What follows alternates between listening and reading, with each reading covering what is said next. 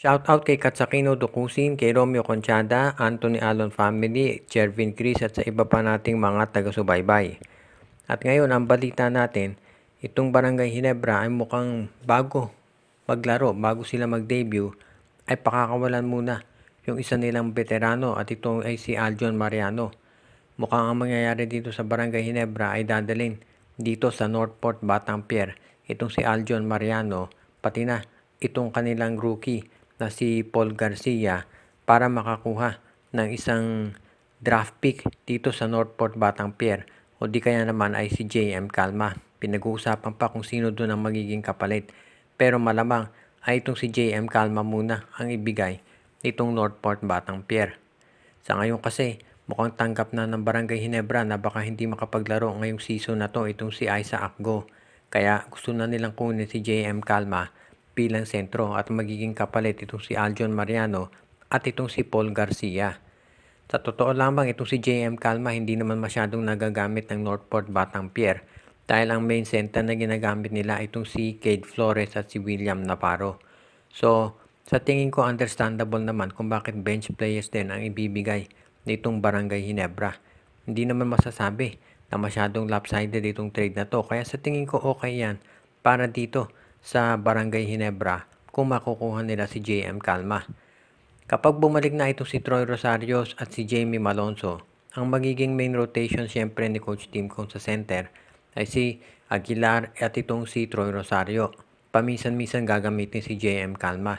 Kaya sa tingin ko okay na yan dahil ang gusto lang naman ni Coach Tim Cone ay magkaroon ng isang backup center na magbibigay ng ilang minutong pahinga dito kay Japet at mapoprovide yan itong si JM Calma.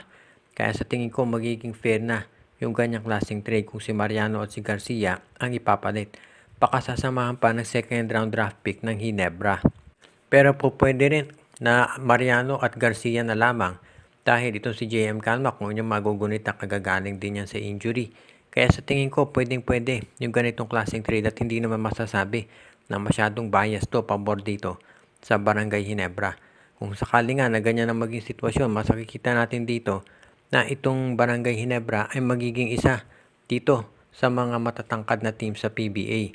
Dahil kahit wala si Isaac Go, kung makukuha nila si JM Calma, magiging maganda ang sitwasyon dito ng Barangay Ginebra. Kaya sa tingin ko, magiging malakas ito para dito sa Gin Kings.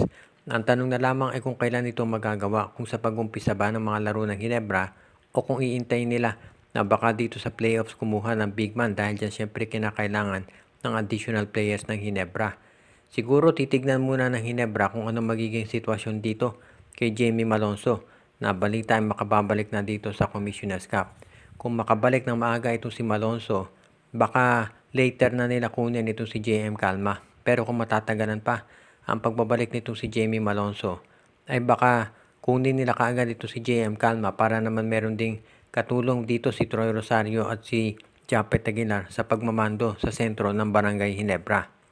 Alam natin ang magiging problema dito ng Ginebra ay yung kanilang height, lalo na at ang lalaki ng mga import na makakahanap ni Justin Brownlee. Kaya asahan natin na kung mawala man ito si Aljon Mariano at Paul Garcia, hindi naman yan magiging malaking bagay para sa Ginebra dahil hindi naman nagagamit yung mga nasabing player. Si Aljon Mariano ang tagal na may injury niya sa Ginebra kaya hindi na nakapaglalaro masyado. At itong si Paul Garcia, sobrang dami kasi ng mga guards ng Ginebra kaya ito ay hindi na nabibigyan ng espasyo dito kaya malamang mabuti i-trade na siya.